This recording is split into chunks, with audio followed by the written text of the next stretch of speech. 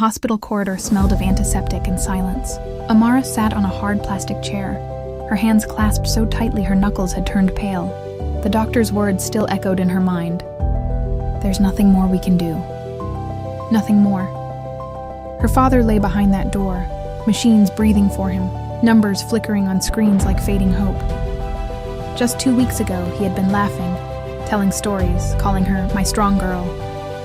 Now everything felt like it was slipping through her fingers. She bowed her head. God, I don't understand. You said you are a way maker, but I don't see a way. Not here, not now.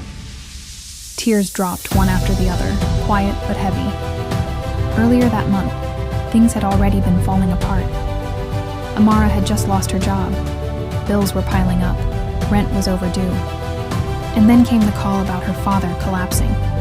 It felt like life had cornered her. Every door she knocked on seemed to shut harder. She prayed yes, but if she was honest, her prayers had started to sound more like questions than faith. Where are you? Back in the hospital, a nurse approached gently. You should get some rest. Amara shook her head. I can't. What if something happens? The nurse hesitated, then smiled softly. Sometimes, something is already happening. We just don't see it yet. Amara didn't fully understand, but the words stayed with her. That night, exhausted, she finally stepped outside. The cold air hit her face, sharp and real. She looked up at the sky, dark, endless, quiet. And for the first time in days, she didn't ask for anything. She just whispered, I trust you, even if I don't understand. The next morning, everything shifted. It didn't happen like a miracle movie. No sudden light, no dramatic music. Just a doctor walking toward her, a little faster than before. We ran another set of tests last night, he said. There's been a change. Amara's heart pounded. A good change?